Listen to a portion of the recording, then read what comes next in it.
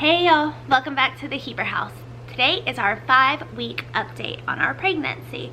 In this video, I'm going to update you guys. I'm going to show you our test progression and also tell you a couple of the symptoms I've had before we got our positive and I'm having now. A couple people have asked on Instagram about that, so I wanted to share. But before you get started, I'd love for you to hit that subscribe button so that way you don't miss a moment of our pregnancy or the rest of our lives.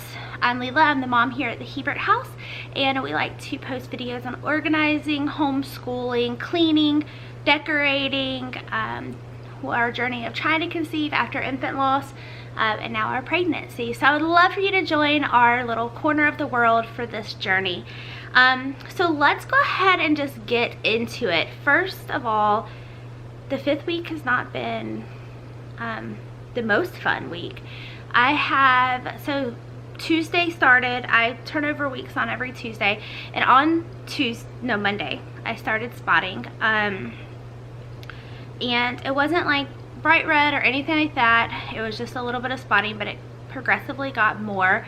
And so calling the doctor, she wanted me to stay off of my feet, and she also wanted me to come in and get my blood work done again. So I went in on Monday. Nope, I did not. I went in on Tuesday. Yes, I went on Tuesday and got my blood work done again, just to check my HCG levels, make sure they were still rising, and they were. So my HCG levels went from 15 at 9 DPO to 110 at 12 DPO to 489 at 15 DPO to 3898 at 20 DPO. So it progressed huge. Like, I have huge numbers, which is another reason why I think I may be having multiples. But right now, I don't know. The spotting obviously has been hard, and as you know, if you've checked out my channel, I definitely am a Christian and I believe in God wholeheartedly. I've trusted him through one of the hardest things in my life, which was losing our baby at 22 weeks earlier this year. But it's hard, y'all. I said I wasn't gonna cry. The chance that there could be another loss is obviously very heavy on my heart. The spotting, obviously, while the doctors don't seem too worried about it, is worrisome to me. It's not stopping. I am now on Friday and I'm still spotting. I've called the doctor today and she said that if I'm still spotting on Monday, they'll bring me in for an early ultrasound next week just to check my uterus and my cervix. So we'll see. I would love to say that I'm all like rainbows and puppies and just wholeheartedly faithful in my trusting of him, and but I have moments of struggles. I think after a loss it's just natural to feel worried, and the other thing that I've really struggled with, as much as I hate to admit this, is I'm having a hard time connecting to pregnancy, to this pregnancy, just because I think my heart wants to be guarded. It doesn't want to hurt again. So yeah, I don't say that to say I'm not grateful for his love and his promises and this pregnancy, because you guys know I am. It's just scary. It's very scary to see spotting every day, day after day, to have cramping, to just not know the outcome. But with all that being said, as much as I take it back from God, I still trust in him, and I know that there is a purpose, and there was a purpose in our loss of Everett, and there was a purpose in our loss, or not in our loss, but a purpose in our getting pregnant again. So, sorry, this whole update is not going to be just me rambling about being upset, because, I mean, it is what it is. But if you want to say a quick prayer or send us some positive thoughts, I would deeply appreciate that. So we'll know a little bit more next week. We may have an early ultrasound. If we don't, then we'll be going in on September 4th to have our first ultrasound, which will be at 7 weeks, and hopefully be able to see baby and get a heartbeat then. So I just think that until I hear that heartbeat, my heart's just not allowing me to connect as I would before. And I've said before, to go back 13 years ago and to be pregnant with Bobby again, and just how ignorantly blissful I was at 20 years old, of no knowledge of miscarriages and HCG tests and infant loss and everything else. I can't even imagine what 20-year-old me was like. I probably would have wanted to slap myself. If I was me looking back at 20-year-old me, I'd probably slap me. That's for sure, because I'm sure I was just so blissfully ignorant and just not a care in the world. But I really wish I could be like that now. Okay, enough of that. My symptoms this week, I haven't had a whole lot. I'm still having. I'm like waiting for them to get here. I'm like, come on, I would love to throw up right now. Just with all the spottings, I would love to see more symptoms, but I haven't seen a lot. Very little bit of maybe some tenderness in my chest area. I was a little nauseous this morning. My sense of smell is still extremely heightened. I can literally smell something downstairs while being upstairs. I am still tired, but I wouldn't say extremely tired. Yeah, that's really still it. Which stinks, because with my HCG being as high as it is, I don't understand why I don't have more symptoms. But maybe I should just be grateful that maybe God's gonna give me an easy pregnancy after this. I don't know. But those are the symptoms that I'm having. And y'all, I realize this whole update just sounds like I'm sad and complaining. I apologize. I don't mean for it to be that way. I am just trying to be hopeful and positive, but I'm having a hard time. So we will see, I guess, as it progresses on. And yes, excuse my bed, but I've been in bed all week, so I had to take this video from here because they haven't really been letting me get up and do much. So okay, so symptoms that I had before we got our positive, the only symptoms that I had, I think, were, and you can see my 2-week wait video, I think I mentioned some of those there. I'll put that in a card up here. My sense of smell was heightened. I was extremely tired those first couple of weeks. And I think that might be it. Yeah, I think that might be it. I did remember another symptom that I'm having at 5 weeks. I probably should look at my notes. The nausea this morning, my sense of smell, and then I'm also breaking out, like all around here. I don't know if y'all can see it. It's kind of embarrassing, but all around here, all throughout here. And I'm not a huge breakout person.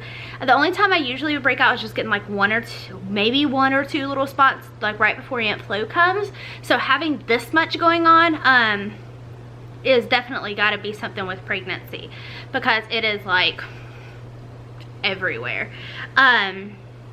So that is what symptoms I have this week. Future appointments. We are going to be, like I said, if we're still spotting on Monday, then we will go in for early ultrasound. If not, we won't go in until the 4th of September. That's at 7 weeks. And of course, I'll take you guys along for that. But that's really all the updates I have. I have just been in bed this whole week, and it's driving me crazy. But whatever I have to do for little one or little ones, I'm more than happy to do. I just want to feel that connection. I just want to feel that hopefulness, and point of being excited. And honestly, I'm not even sure I'll do that until after I hear the heartbeat. It's just different than I ever thought that I would feel being pregnant. And you know, everyone says just wait until after 12 weeks. You know, after 12 weeks you'll feel better, you'll feel safer. But when you've lost a baby at 22 weeks, you don't feel safer after 12 weeks. And this is just me being completely raw, y'all. It's hard. And you know, I'm the first one to tell people to trust in God, but it's hard. And it's not that I don't trust him, because I do. I know that he would never do anything that would hurt me, or you know, without a purpose. But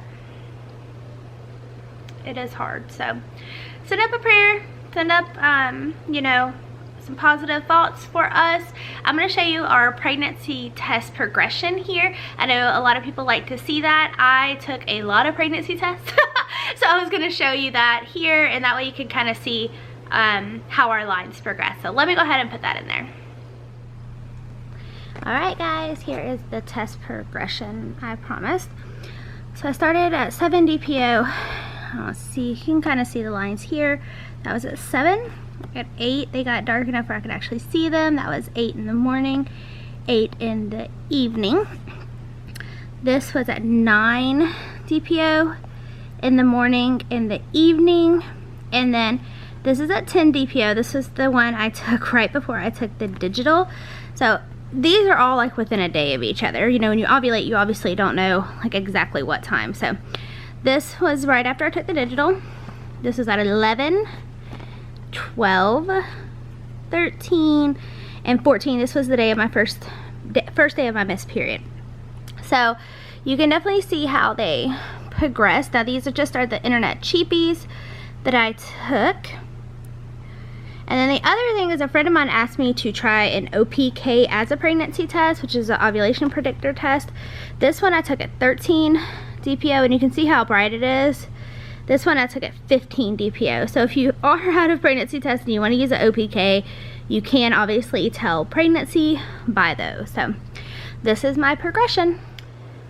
So as you can see, I'm clearly pregnant. And I was excited to do that with those little cheapies, just to see that line get darker and darker. Obviously just makes you feel so good, knowing that the baby is getting stronger and stronger. So that is our progression. Sorry this video was a little bit of a downer. I definitely didn't mean for it to be a downer. Actually, when I started recording it, I didn't know that it was going to be kind of like that. But the one thing I want to do is I want to keep this pregnancy real. I counsel and talk to a lot of women who have went through loss, and a good friend of mine is going through one right now, and I would be lying if I got on here and with every update I was chipper and acted like everything was okay and I didn't have a care in the world and I didn't have a worry in the world. That's not truthful. That's not how pregnancy after a loss is. And it may be for some women, but it's definitely not for me. And I don't want to misrepresent that at all. And so I want to be true. I want to be real. I want to show that it's not easy. It's not going to be easy for the next 9 months, but it'll be worth it. It'll be worth it. So thank you guys so much for checking in with us. Hopefully I'll have a little bit more of an maybe update next week at 6 weeks, but I hope y'all have a great day. Oh, also, I'm so sorry for not getting videos up this week. Obviously with the bed rest, it's just been really hard to get any videos up, but I do have a couple that are going up next week, so make sure you check back next week. I've got some fun videos going up that I think you guys will really enjoy. So y'all have a great day. God bless.